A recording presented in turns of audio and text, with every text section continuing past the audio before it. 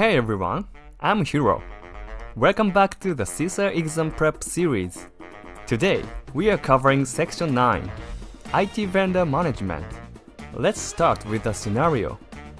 Your company outsourced its core IT systems to an external vendor. No due diligence was done before signing. No SLA was in the contract. No escrow agreement. Service stopped cold. Business crippled. No legal foothold. No source code access. No backup plan. Now flip it. You audited the vendor beforehand, contracted carefully, had an escrow clause, and a backup plan in place. IT vendor management protects you from this.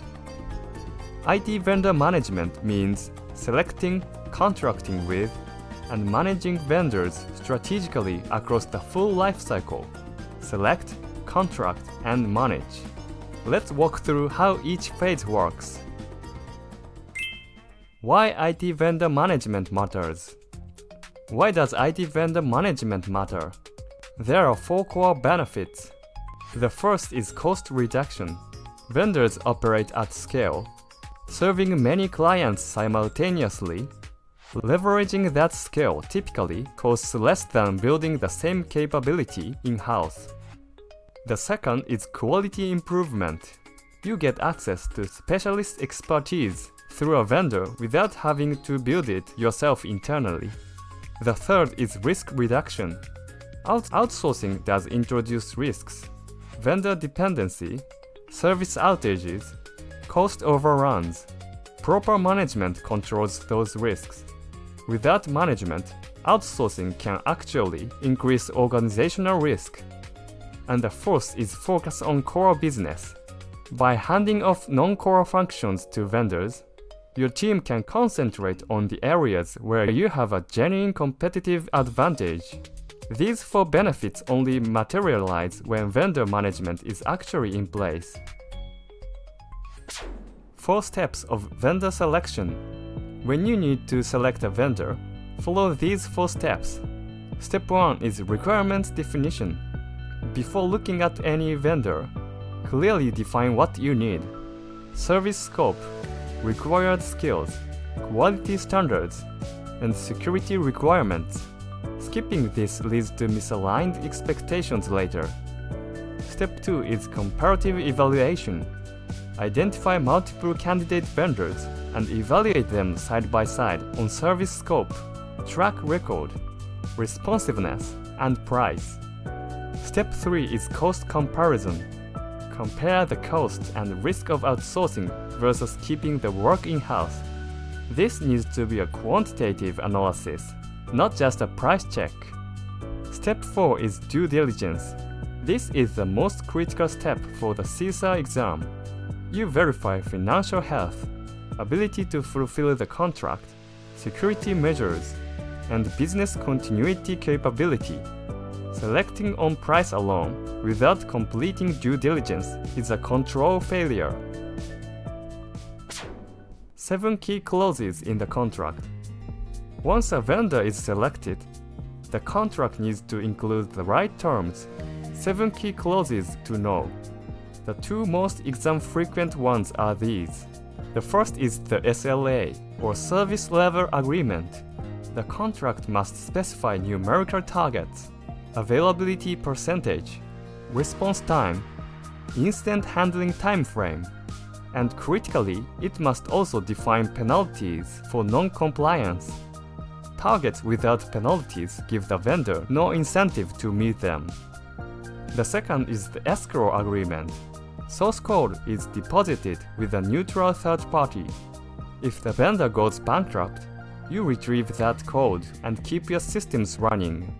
This is the direct contractual safeguard against the scenario we talked about in slide 1. Now, the remaining 5. Audit rights. You need the contractual right to access the vendor's facilities and records. Without this clause in writing, a vendor can legally refuse an auditor. Security requirements. The contract must require the vendor to maintain the CIA triad: confidentiality, integrity, and availability of your data. Regulatory compliance. The vendor must comply with applicable laws, including those enacted after the contract is signed. Intellectual property. When a vendor builds something for you, the contract must specify who owns it. Do not leave this ambiguous.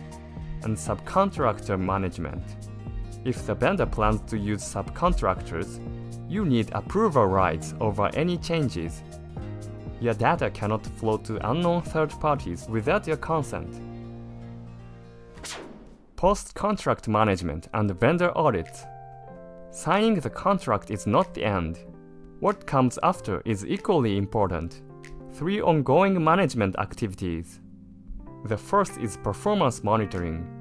On a monthly or quarterly basis, evaluate the vendor against the SLA. If targets are missed, you request corrective action. The second is risk management. Relying entirely on a single vendor creates a single point of failure.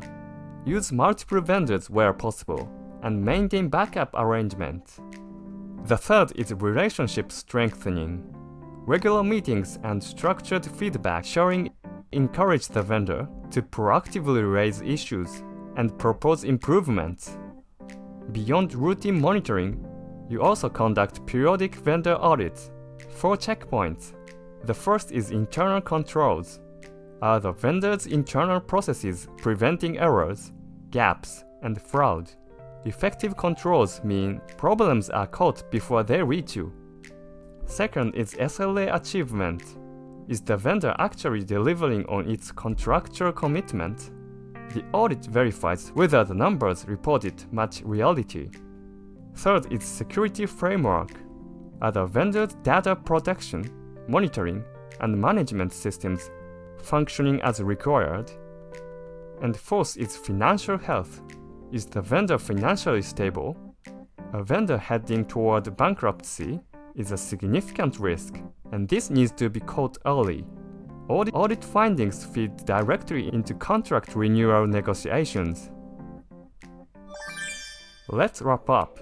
IT vendor management is a system to manage the full life cycle. Select, contract, manage, audit. No single phase is sufficient on its own. There are 4 benefits of outsourcing: cost reduction, quality improvement, risk reduction, and focus on core business. None of these materialize without management in place.